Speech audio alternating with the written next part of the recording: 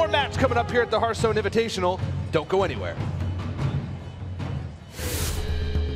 Coming up from BlizzCon 2017, the Jungle Giants versus the Chillblade Crusaders. Next up at the Hearthstone Inn-vitational. The 2017 Hearthstone Invitational is brought to you in part by Republic of Gamers, Intel, T-Mobile, and NVIDIA.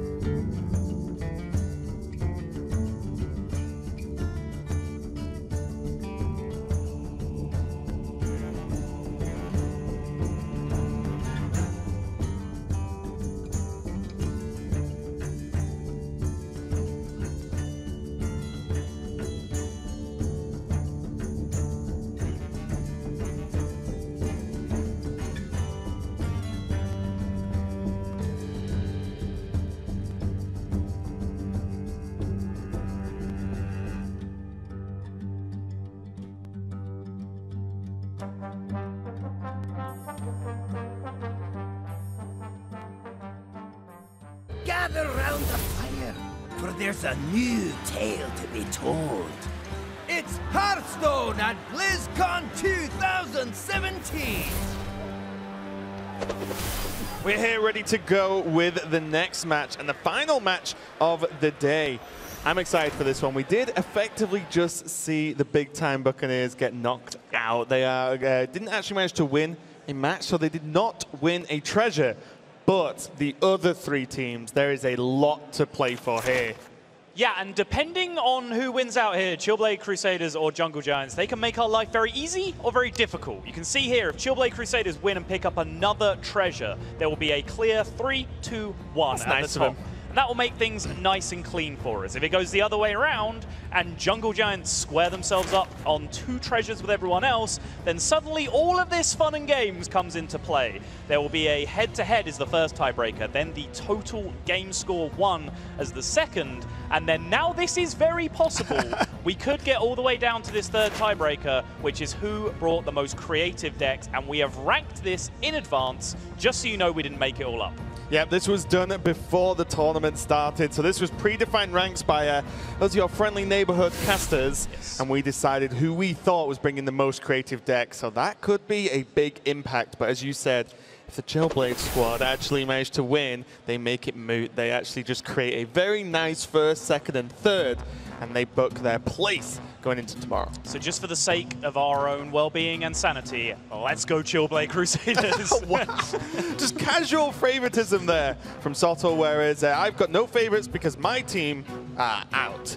So not too much of a surprise based on my past predictions, but these two teams are getting ready to go. And this is Excavated Treasures. To me, at least, this is what I was looking forward to casting this weekend. Yeah, this is by far the coolest format, I think, for me in this. You know, the players start with a pre-built number of cards in their deck, which you are seeing right here. For the Warlock deck, it is all very discard themed. Essentially, plug the word discard into the search bar in your collection and click all the cards. That's what your starting point is for Warlock. The other rule that's important is that they must be Highlander decks, one-of copies only. Yeah, and this is Navi's list, or at least the pre-built cards is basically a secret list. I think TJ put it quite well earlier on, whereas if you just typed secret as a hunter deck into the Hearthstone client, you get this deck, even Illuminators. There are wild cards available. You see Mad Scientist there as well. So I do think in a wild sort of almost pre-built format, the Secret Hunter could be very strong, at least in my opinion from the face of it, because one, Hunter builds are actually quite straightforward in general anyway, and then if you know you're playing all the secrets, you can just cushion it out with overall just strong minions. Yeah, no great surprise. So from this point, you take that shell of cards that you are forced to use, and then you build your deck around that. And no surprise to see Crip and the Jungle Giants have gone with Zoo. That is by far, you know, the most successful deck that has been played with the discard mechanic. And Hunter, of course, a fairly aggressively curved Secret Hunter from Naviu. Yeah, we're going into game one. Remember, this will create either a clean outcome or a bit of a messy tiebreaker. But the Chillblade Crusaders there just reminded me of the good old days of Glaive Zuka. Oh, that was a good card. It was. Yeah, I mean, if Hunter had Glaive Zuka back, that would pretty much solve everything about their problems in the metagame currently. It's such an absurdly powerful card. Jungle Giants here whiffed on the one drop, but they do have that Tiny Knight of Evil, but straight away, oh, I was just about to say, if Chillblade hit a one drop here, that Glaive Zuka that we were just evangelizing the power of is going to farm. Yeah, and you know, having a one-drop as your opponent's hunter, getting the minion down first is actually a huge deal for an effective Zoo list, if that makes sense. So the Tiny Knight of Evil is going to be able to contend this Firefly on board, but for me, I feel like this Dark Bargain in hand, which was one of the pre-given cards, is almost a dead card. You may as well play with 3 at this point. Yeah, I mean, honestly, a lot of the cards in here are cards that you don't want to draw, or at least the benefit of the discard shell that they're being forced to play with here is that Dark Bargain can sit around and just be discarded by one of the other cards. Yeah, Jungle Giants are being pretty pressured here, so let's take a listen and see how they're going to deal with this assault from the Hunter. Oh, great. Discard the Golem. No deadly shot. Dark Bargain. No deadly shot. Well, if they have deadly, they might actually use it here. Yeah, I know. Either if they have deadly, it's still bad, though. Well, yeah, I think it's okay. Yeah. I don't they want use their turn. Oh my god. They're going to have a lot of secrets. They have a lot of secrets. Did they keep that card? I don't think they... Well, we can pull a pirate. We can get patches right now. Right. So it could be freezing, explosive, snake, snipe. It's like every secret's in that deck. Yeah. All right. Let's pull patches. Think so? I think we want to try and increase our odds of discarding Silverware Golem anyway, so we want to flood. Okay. You want to get patches and Firefly and Elemental? Yeah. But we pull patches first and then go face with it and see what happens. Yeah, that's nice. So now it's either explosive. No, they're not worried. They're not worried. It is. I think it is explosive. Could be bear, could be snakes. The reads. What if we patches up? The absolute reads, and I'm not talking in-game, I'm talking out-of-game as Crip looks over at Chillblade Crusaders like they are not worried. Yeah. It's explosive trap. Right, point being, if they had a freezing trap in play and they saw patches get pulled, you'd expect them to react, to roll their eyes, to be disappointed with what's happening. Crip very much metagaming right here, but I also want to throw back right to the first interaction we heard, which was Firebat just saying, okay, no deadly shot, no deadly shot. And Crip said, I think deadly shot would be pretty bad here, actually. Yeah, that's what I was saying. Crip, yeah. Also, I did like the moment where Jackie's like, secret, it could be this. It's like, you pretty much just named every Hunter secret available. Also, as well, I don't think we touched on it too much when we're explaining the Excavated Treasures format, but these are Highlander decks, effectively. So I did mention that. Yeah, I just want to reiterate that there's no 2-ofs. These are all singletons. So, you know, when you see these secrets, it's not like now there could be another explosive trap raid. Again, this Dark Bargain one, it's just one turn away from Jungle Giants even playing it. Two, it's pretty punishing with what they actually already have in hand. They might even be forced to Lakari here.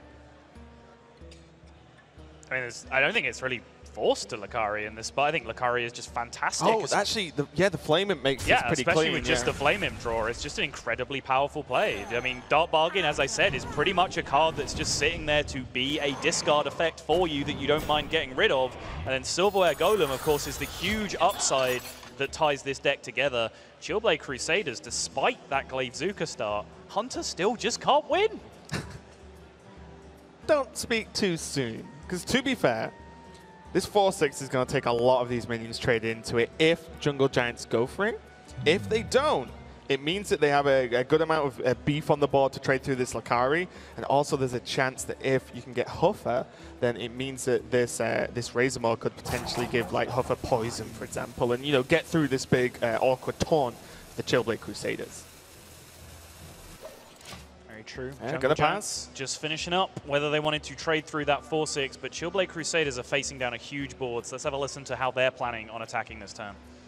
They're going to trade in all their bad minions, so it's going to go 3-1-1, and then it's going to go 2-2 into 1-2, and then they'll have a 3-8 and a 3-3 on board. Actually, I like Companion Razor. More. Yeah, go Companion. Yeah, I think it's a better as well. Go and Razor Maw it first, right? Yeah, just Razor Maw. Get something defensive. Wait, is there like positioning stuff? No. No. Just do it. Death Grants, yeah. Do we do anything with those? No, right? We don't preemptively hit, right? I don't think so. No, they it's not right, because us. it's just Wind Fury. Is it bad? Yeah, it's bad. I'm pretty sure it's bad. Because like now they might not kill it efficiently. Like we don't want them to kill our Huntress, if possible. It doesn't really change the interval, but yeah, sure. Yeah, just but like, pass, so it's just fine. giving Wind Fury, pass, like, for no reason. They might still think it's Catwick, maybe, I don't know. Dog with the quick maths at the start of that turn.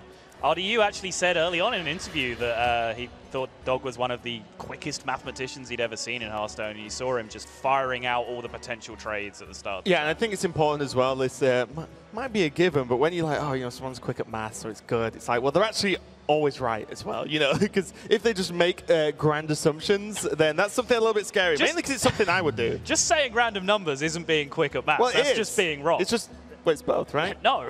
2 plus 2. -1 is 3. There we go.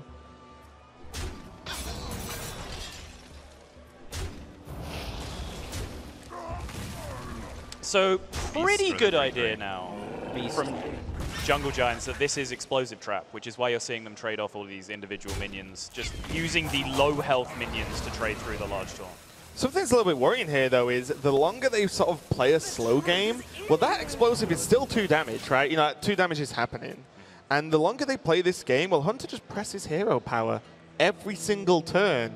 And Jungle Giants don't really have the sort of beef to carry on. They can't really heal for too much. It's very just discard-based, as you can imagine. They didn't go, well, these are 10 to 15 discard cards, and then we build a defensive list, right? They've gone just pretty heavy and all in on this. Yeah, Kazakus is basically all they have. Yeah, and maybe gain some armor off that and resummon. Against Hunter? Resummon the Lakari for a taunt. Maybe that's kind of the business they're in. But in this matchup, High Main has come down and Chillblade Crusaders are very stable. So let's take a listen, see if Jungle Giants have a grand plan for how they're going to combat this. Certainly explosive. Well, we may be going 3-2 into High Main and further trading. We should tap for sure, right? We have the trade thing on board, actually. But yeah.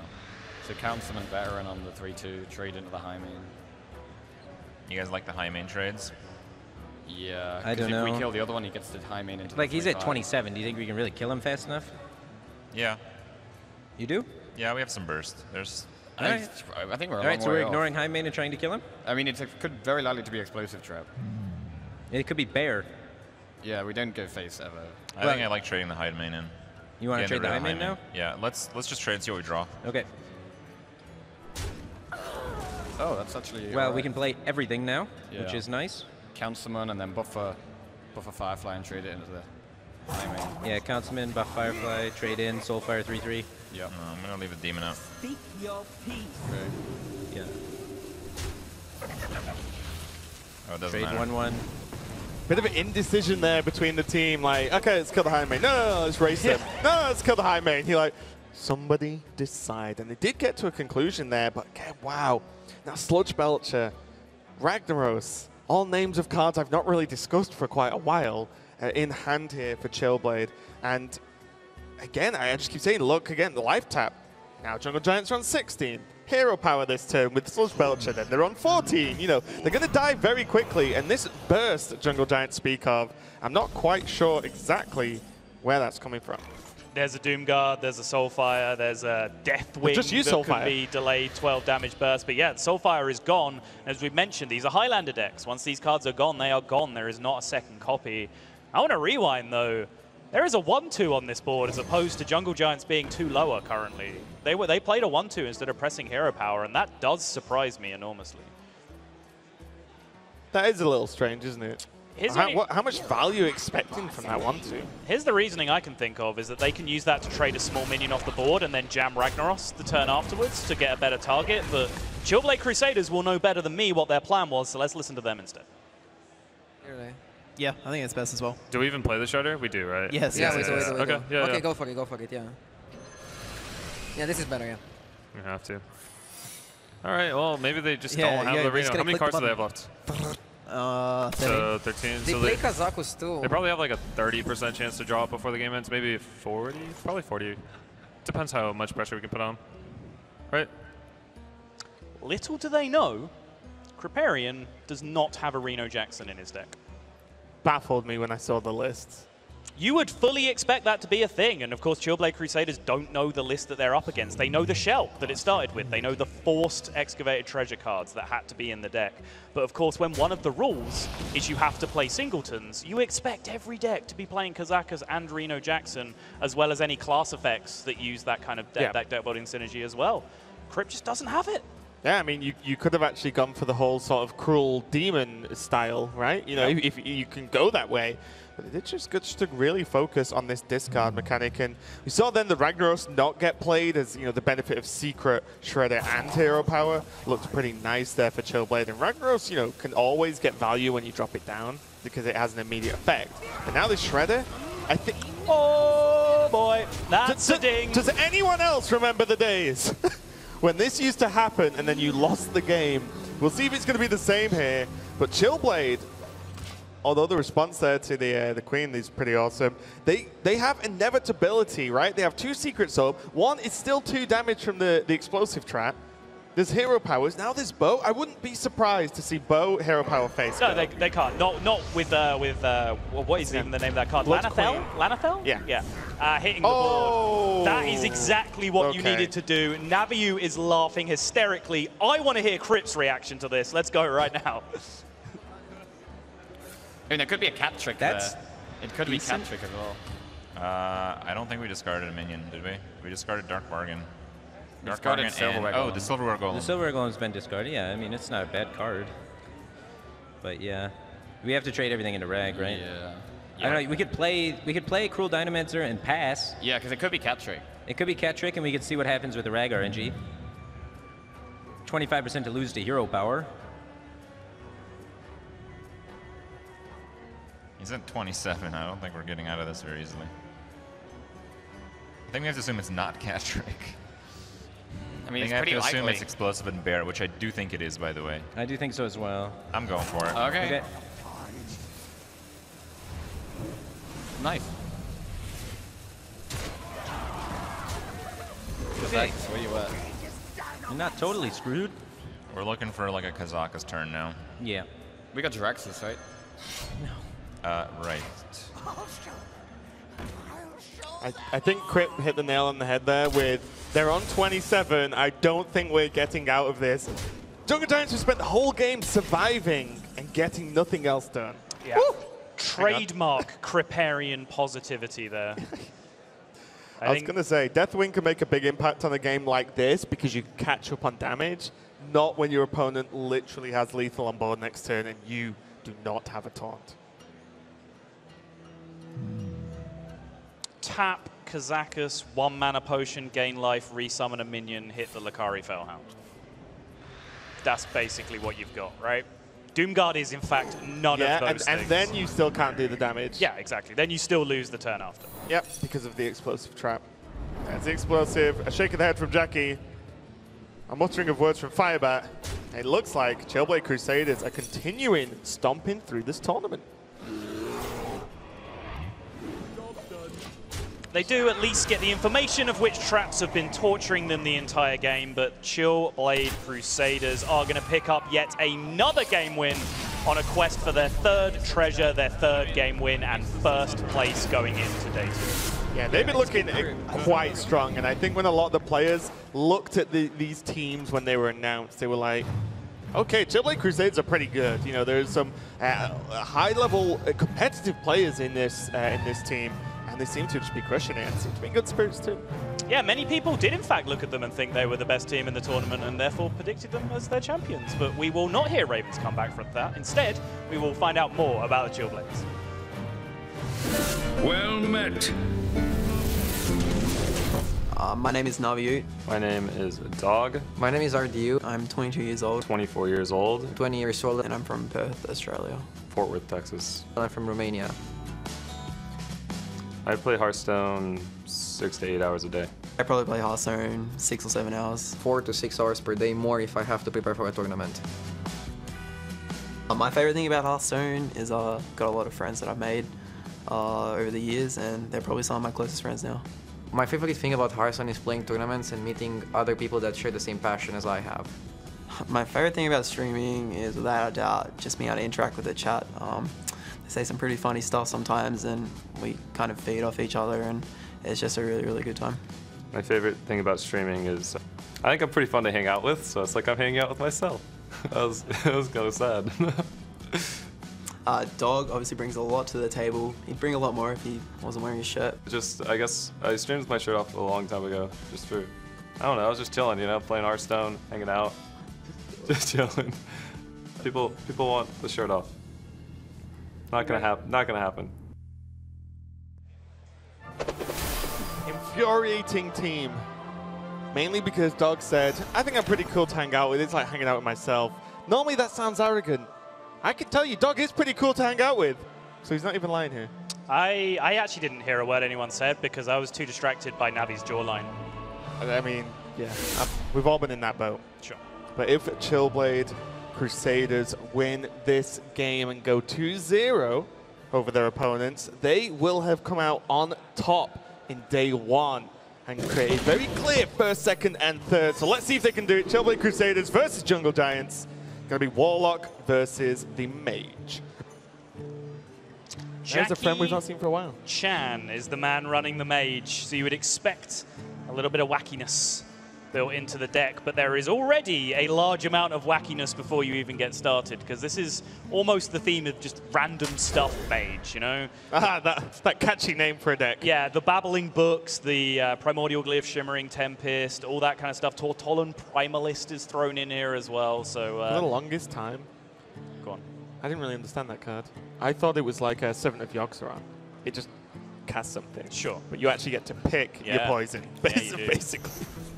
You don't get to aim the poison, but that looked like a very good opening hand for Chillblade. It sure did. Wow. That is one into Coin Imp Gang Boss, and Coin Imp Gang Boss was one of the most terrorizing plays for a very, very long time in Hearthstone historically.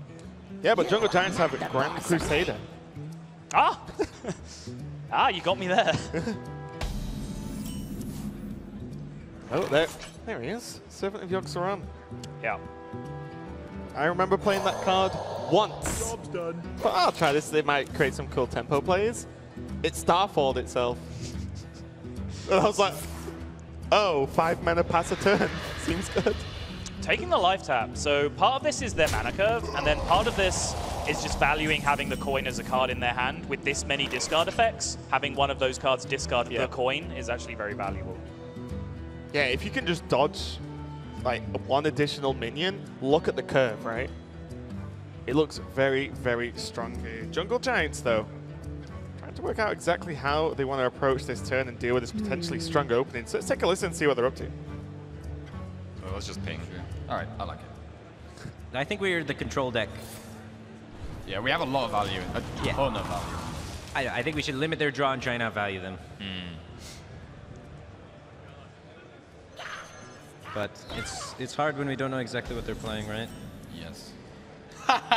Please don't play that. Yeah, it's like 50% chance to put that be ahead. Well, I might do. It's better than being 100% behind.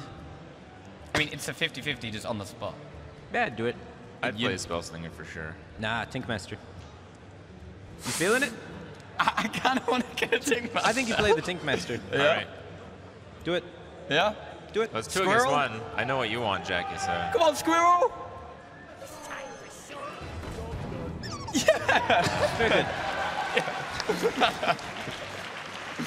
And here comes like the actual threatening minion now. Yeah. It's okay. If we don't deal it with this one, he's going to have more things. Oh, look at that. Yeah, but this chooses a random target. So, like, he would have another, like, 1/1. I mean, we could, like, polymorph. Polymorph? I also think we do that, yeah. Do you want to trade first? I like Spellslinger. I like 3/3 into 1/1 into ping. Servant of Yogg. The health on this doesn't matter. It's I think you have much experience with this card. Yes, it's very bad. It's a 5/4 though. I've played a lot of it. You generally want to play it when your opponent has more things because most spells kill things. And if it's 2 and 1, it's not that good to play it. I'm hoping it does nothing. I'm hoping it's just a 5-mana 5/4. I don't know if we should rely on hope. I really like the Spellslinger here. Okay, Spellslinger ping Squirrel. I don't mind the Spellslinger, to be honest. You don't have to ping the Squirrel. Well, you can ping the Voidwalker. Ping the Voidwalker and take a value the trade. Yeah. For sure, if you're doing Spellslinger, you do that. But Spellslinger first, and then I think ping the Voidwalker and trade into the Squirrel. The thing is, pinging the Voidwalker is really scary because they get control when it comes out, though, is my concern. But we have a lot of removal to follow. Yeah, I wouldn't ping the Void Color. All right, but I think you'd ping it. Ping the Void Color if you're doing this play. Because you don't want to just fall behind on tempo like that. And we're going to have to ping again next turn. You want to ping the Void Color? Yeah. And trade into the Squirrel? Yeah. I think you ping it. Okay. Yeah, okay, I can see it, This way, if Mal'Ganis...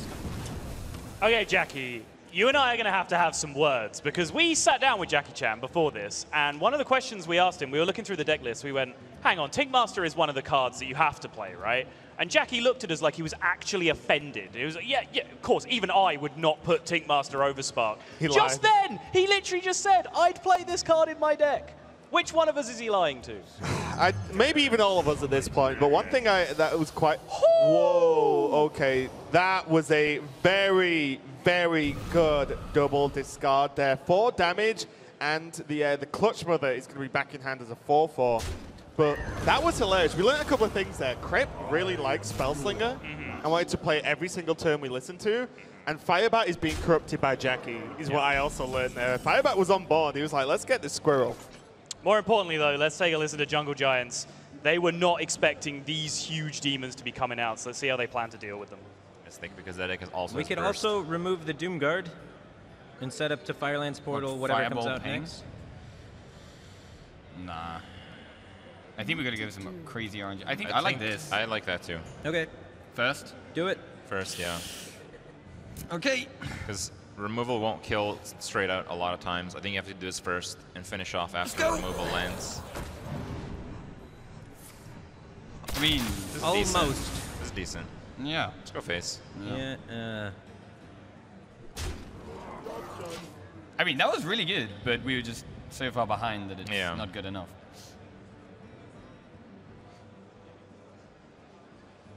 Not quite good enough indeed. Multi-shot not going to get the job done there.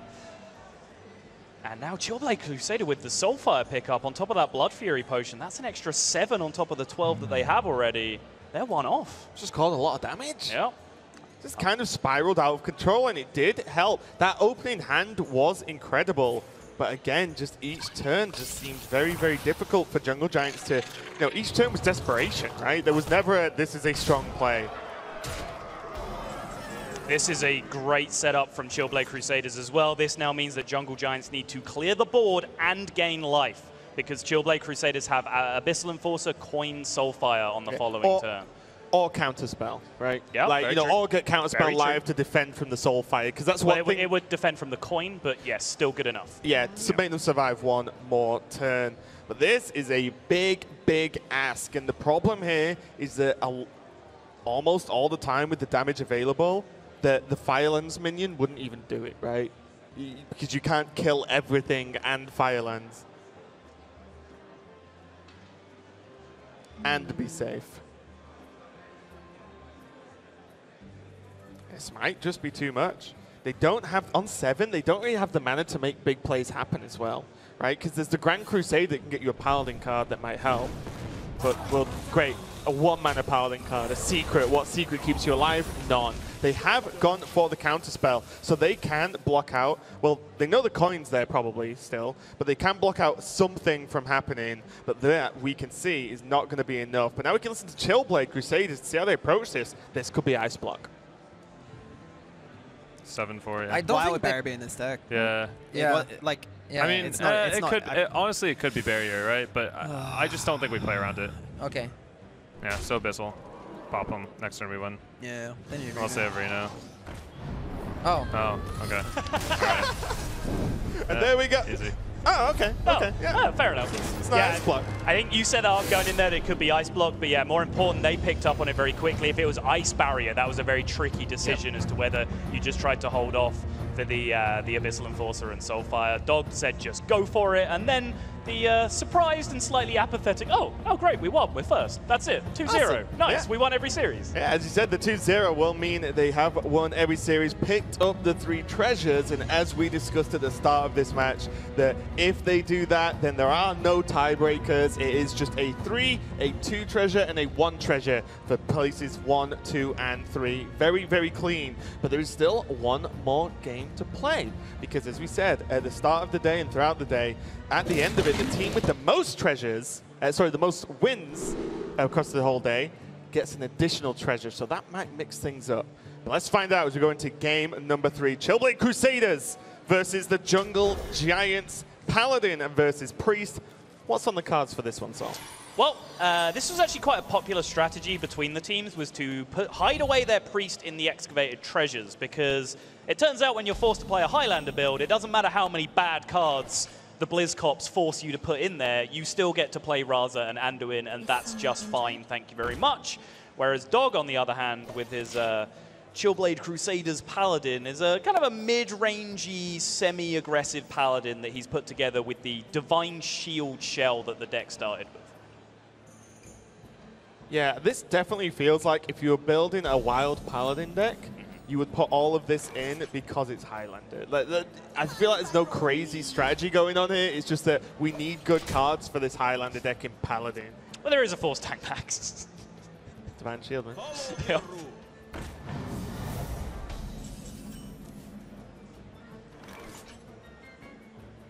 Jungle Giants have got off to a pretty decent start, considering there is the Anduin, and they have a Death for Emergencies along with that Soul Priest. So let's take a listen to see what they think of their hand at the moment. Pyro coin, heal the cleric trait. Heal the wild pyro pyro. monster, sorry. Yeah. I think that's the play. Just draw. Yeah. Try and draw some more. And after that, we're going to try and probably draw some more. Circle of healing up the top. No. Wait. What? Oh, right. What? Heal takes mana. Yeah. Forgot about that. Ah, Firebat. I see you've played Priest before. Yep. Drawing cards seems good. You're going to draw some cards, then you're going to draw some more cards. If you have to react to the board, you're going to do that. But mostly, you're going to draw some cards. Yeah, and the way these decks line up as well, like Coghammer, it was good for that specific turn, but it probably isn't going to get a lot done against Priest. You know, the deck's built to draw a lot of cards, and the minions that are in the deck are quite chunky, like this Organized Soul Priest. They are slowly edging towards the big play turns, right? Look at this. They have the Jouster, Dr. Boom, Force Tank Max, and at any given time one of those minions sticks, they do have the Spike Ridge Steed. So these are coming up the turns where Chillblade could just pressure Jungle Giants too much here. Yeah, the problem I foresee with this is that they have Master Jouster, 5 attack, Dr. Boom, 7 attack, Force Tank Max, 7 attack, and they're staring across the board at Jungle Giants who do have that Shadow Reaper Anduin in their hand. So they could run into a sticky situation very, very quickly here. Yeah, the only benefit here is, though, it's not going to get to the point where even probably 2 of those minions are on the board before Anduin comes down, right? Sure. So, you know, one gets soaked by Anduin, fine. But then, you know, there's a Dr. Boom follow-up or there's a Force Tank Max follow-up. There is the death, though, as you mentioned earlier. So Anduin plus death at this point. might be the death of the Chillblade Crusaders for this final game. Yeah, you saw a long pause, deliberation at the end of the turn there from Chillblade as they were working out whether they wanted to pre-attack this Orkanai, essentially. And what this does is now allow them to use the third Coghammer charge on a different minion next turn if that Orkanai were to trade into the 4-1 recruit. Oh, Force Tank Max for everyone. Share and share alike. So let's take a listen to Jungle Giants to see how they feel about their free Force Tank Max they just received. I also want to say Faceless for that, perhaps. Oh no, we might just Shadow Reaper that down. I mean, it's right. Okay, yeah, sure. Yeah, so many answers. that's the cleanest Shadow Reaper. It is a nice Shadow Reaper. Wow. Lose the joust. Defeated. Wow. Tripled. Nice joust, bros. Easy. It's a good card. Yeah, I don't know about that. What? Sorry, Crip? I'm pretty sure Kazakus is a good card. Yeah, I mean, I just want to throw that out was there. true. Yeah. Crip's like, nah. Kazakus, why is it even in the deck? Yeah. Yeah, we had some fun at the expense of Force Tank Max there, but actually, you heard them talking about it right as we led into that. The Mind Vision actually gave them a lot of very good information, that there was a 7/7 Divine Shield minion that they needed to deal with. So straight away, you heard the back and forth. Well, are we going to entomb that? Are we going to death that? Are we going to Anduin that? Like, how is this going to line up? So even though it's not a very playable card from their end, it's still great information for Jungle Giants. Yeah, sure. Now that also helps their choices, because now they could pick Sheep if they want to on the back of this potion. So now that if you look at it, they have Entomb, they have Death, they have Anduin, they could pick Sheep. How does Chillblade Crusaders stick anything to the board if Jungle Giants are already ahead and then can just stay ahead every single turn with strong tempo plays? That it's not just answers, it's actually heavy tempo plays, all of these cards. Not sure exactly which potion they picked. Can probably check that out in just a second. All right, let's take a listen to Chillblade Crusaders, see how many words it takes them to say Dr. Boom and go. Probably not, right? What, Dragonfire? So you just rather protect the boom? Nah, I think I go face. I think we still go face, right? Yeah. I mean, realistically, we're saving 2 damage and missing 5, and this will probably connect more. So. No, boom face. Yeah. yeah, I agree. This is where we need what's the 5-drop that doubles your minion's attack? Oh, Blessed Champion. Yeah, we need Blessed Champion. I think we keep the Steward of Darkshire until we draw on the Master for Battle. That's one thing. It works. Masters for Battle Tarn would be a lit combo, dude. Yeah. So there's AoE, right? Yeah, most likely.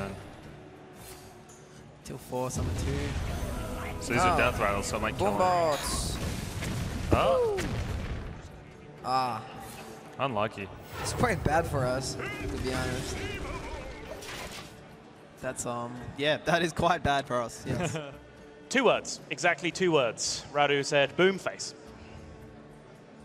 Oh, he meant the card. I thought it was just like, boom, face. That too. That was actually a really horrible outcome for Chillblade Crusaders there from the Kazakus potion and the ensuing RNG, because the boom bots whiffed on killing either of the minions, and then the fact that one of the minions was the Orkanai Soul Priest, that meant that then the ping was able to take care of the remaining damage on Chillblade's board and end up as a full board sweep. It's going to be the Spike Ridge Steed this turn, just to have something try and stick on the board, and this does dodge a lot of the removal that the Jungle Giants has readily available, but they do just have Faceless Manipulator, and you wonder, like, is this just good enough at this point? You just make a 3/7 that has the same, the same factors of having the Spike Ridge behind it, and then just go from there. It is kind of still a tempo play. You get ahead, and you still have mana to spend on some other stuff. Maybe the Thought Steal, maybe the Smite, along with a trade from the Pyromancer. I love it because it protects your Pyromancer long term as well. Like, you get to sit this behind it. How big a target are you looking for with that Faceless Manipulator? Are you holding onto it purely for that Force Tank Max or a Tyrion so you can go Faceless Manipulator Shadow Word Death and have a massive board swing? Do you think you ever... This might be crazy talk, Saul. You want to entomb a 1/1, don't you? Yes. I don't mind that play because at all. It's so annoying to, even though you can get your own, it's so annoying to deal with the death rattle. You can just be like, no. Right. And then you do the tempo plays from Tyrion or whatever afterwards. So yeah, let's follow that through. If the Shadow Word Death and Faceless were not in my hand, I wouldn't be entombing a target like this, because then Tyrion comes down and what do? you're quite happy in Jungle Giant's spot to see Tyrion come down right now because you can just Faceless Shadow Word Death it, as we've been talking about. So yeah, just using Entomb for kind of its intended purpose, which is removing annoying death rattles like Sylvanas and now in this case Spike-Ridge Steed, I was actually fine with that play. But you know what? Divine Shield 7/7, not too bad either. Well, this makes a clean trade as well, right? You know, like the tank will just kill the first charge of this 3/7. Chillblade Crusaders look like they're having a pretty in-depth conversation on this turn, so let's have a listen and see what they're talking about. It's way better turns to So you want to go with Cobalt then? Yeah. Okay. It's either Cobalt or it's Howling. I think it's Cobalt. All right, and then Hero Power? Yeah, so trade first. Yeah, I got it. Yeah. This is good, like, it's an anti-force tank max board. Yeah, it's anti-force tank max. The hard counter. Then we set up the Cobalt for our force tank max. Yeah. Sick, right? Alright, so if they... Sick, right? This turn is looking pretty good. Jungle Giants have this Dragonfire potion now, so with one trade and a Dragonfire, most of the board is cleared up here. We're even going to use Smite as well to be able to actually trade into the Dinosaur that's left. This is nice. I like this way more, actually. Yep, and this sequencing means that you take 0 damage from your own Dragonfire potion, you trade into a 2/6, and then your remaining 2 mana just gets you back to a 7/7. It's one of those Hearthstone turns where everything just lines up so nicely, you just get an immense warm feeling of satisfaction roll over you. Yeah, like no floated mana, no nothing, it's just your like... minion perfectly re-healed itself into a 7/7, it took no damage from the Dragonfire potion. But you're on 25 health. Mwah. Kisses fingertips. I'm sure people guessed. You didn't just lean over and kiss my face. I'm pretty tempted. A lot of people can only hear us and not see us. I'm pretty tempted. You are, at best, the 4th best looking person I can see right now, though. I'll tell you that. There's actually a big audience here, so, you know, that's actually pretty good. In this whole hall, I'm top 4. I'll take it. Thanks, Sol. You're too kind, even though that was meant as an insult. I did say at best. I'm not. Take me at my best, Sol. All right, sure. You can't deal with me at my worst. I often do. That's a Tyrion. Yeah. We've talked a lot about Tyrion this game. Not seen him until now, and it's on the priest side of things.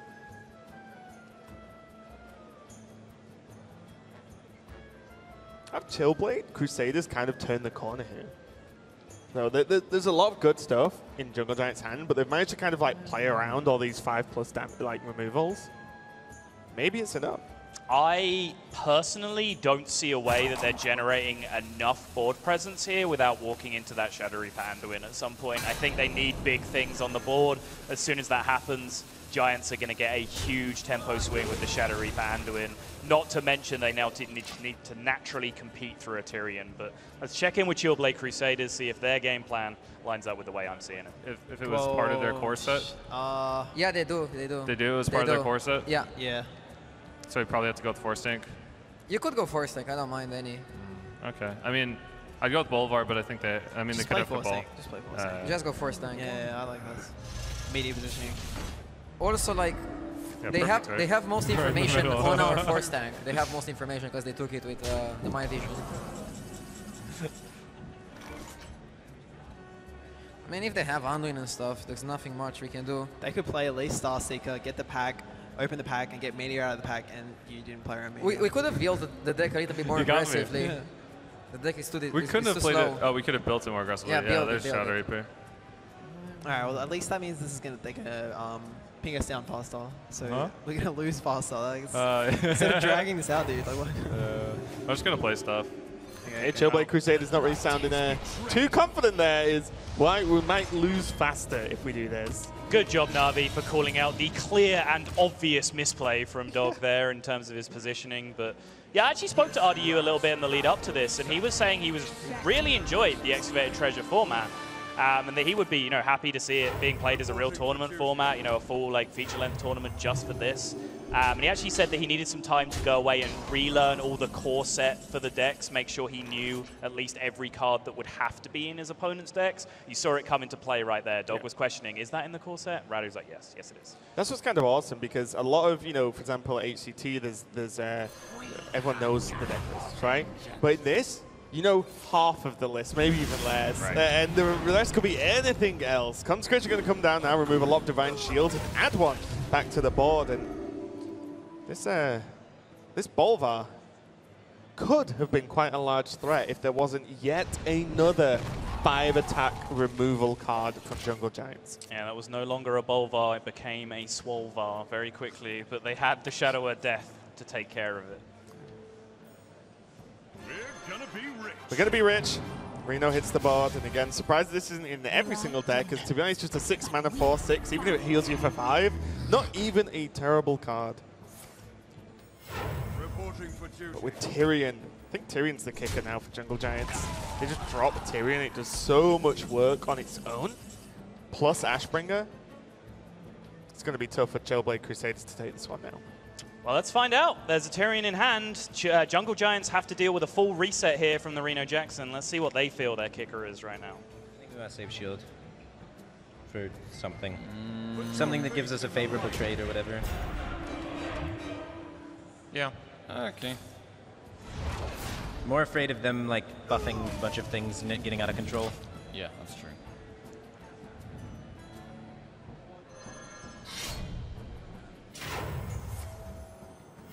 Reporting for duty.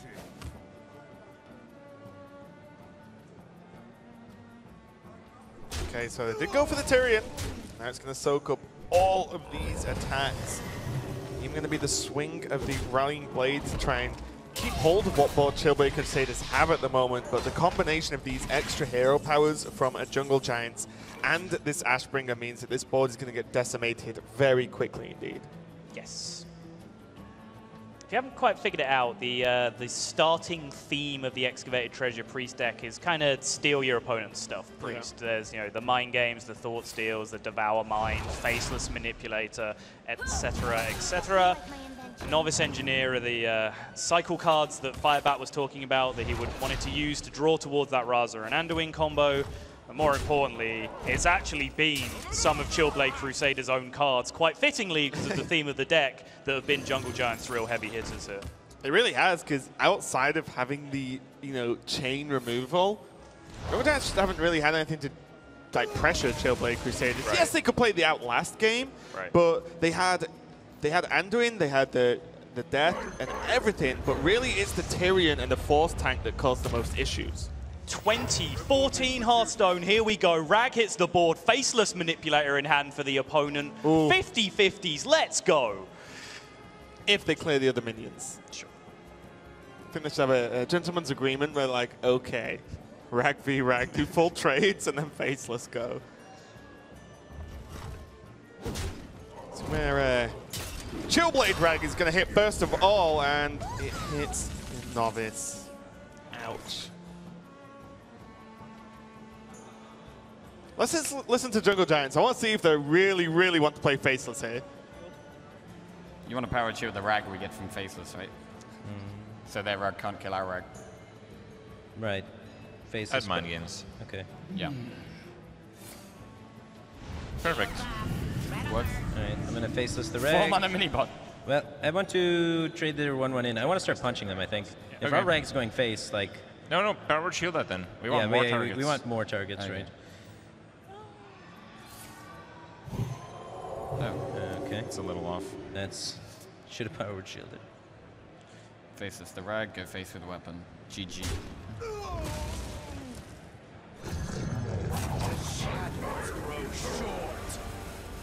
Should I circle for Consecrate? No. They haven't played their 1 copy yet. No. I like refreshing hero power more next turn, because if Rag goes face, we might finish it. Yeah. Sure. Pretty much a win-win scenario here. Jungle Giants Rag take out Chillblades, but even if it went face, you heard Crip, it's like, I think we might be able to just kill them if it goes face next turn. Yeah, I do kind of side with Jackie on the power shield debate, though. They kept a 1/2 around on board, which is an extra target Rag could have hit if they didn't win the 50-50. So you had a 1 in 3 instead of a 1 in 2. Well, that percentage is irrelevant if your own Ragnaros is an 8-10 and it doesn't then die to the Rag on the other side. It requires the draw to be Consecrate, right? Yeah. And the hit to hit. So but that's like a big ass. But their play didn't play around Consecrate either, because Consecrate would have killed the minions. True. Also as well, they played the Oh no, what's it called? The 4-mana created. Mind Games. Mind Games. I wouldn't say Mind Vision, even though I knew that was wrong. But they played the Mind Vision first and then Powered Shield. If they Powered Shielded first, they could have traded with the Tariff that they drew from that. Sure. So it's a few sequencing mistakes. These guys have been playing all day and now playing pretty crazy formats. But still, making a few small missteps. But Jungle Giants saw that they put themselves in a very strong position here with the Raza. That circle refresh, that was not Shadow Reaper Anduin hero power. That was Sulfurous hero power. That was Die Insect. Clearing that 1-1 turned into 8 face damage that turn. Oh dear, Light's sorrow indeed. Chillblade Crusaders are going to lose the game, but they do go into day 2 as our leaders regardless. They are guaranteed first places. Yeah, they are. Yeah, they've won all of their series, so very, very confident. But their opponents did manage to get a win on the board, and we'll find out what that means going forward in terms of the number of total wins. Yeah, and I do believe if we've calculated this correctly, that the bonus wins trophy does does also go to Chillblade Crusaders, as you see there on the screen. They finish with 4 treasures, 4 points. Grime Street Grifters come in second with 2, Jungle Giants with 1, and I'm afraid it's big time Buccaneers who are going home in last place with 0. Yeah, not actually going home. They are going to be allowed to stay. We kick them out of the building. Don't be mean. We're allowed to stay for the duration of BlizzCon. Security are grabbing them right now. Subtle, be quiet. Everyone else wants to hear from the winning team who are with TJ. Thanks very much. That's right. I'm standing on stage with the Chillblade Crusaders. You guys are pretty good. You won all 3 matches today, RDU, which means you're going through in first place today, number 2. You get to dodge the mystery format. How does it feel? It feels great. Like this way we dodge also the possibility of randomly getting eliminated. I really like the format for the grand finals, and I think we're going to take it. Wow, words of confidence. Well, I actually predicted you guys to win at the beginning of the show. Can you break off a piece of the trophy and give it to me? Because I should take some credit, right? Yeah, normally, TJ, you have the commentators or caster's curse when you try and pick the leaderboards at the HCT, but nah, it looks like you've done the reverse this time, so whatever you've changed, keep doing that, dude. Yeah. Yeah, I actually just went ahead and picked the team that I didn't think would win this time. Just kidding, you guys are pretty good. Okay, Dog, you guys get to skip to the grand finals tomorrow, as I mentioned with RDU. What team do you want to face off against in the finals? Obviously the worst one, that way we win. But I'm not going to say who they are, because I'd be a little BM. All right, fair enough. But congratulations, guys. You'll be moving on to first place. You also got the most treasures. You got the treasure for highest game score as well, so pretty cool for you guys. Congratulations. Let's go ahead and send it back over to the desk, close out the show. Thanks a lot, TJ. And yeah, another congratulations for Chillblade, to be honest.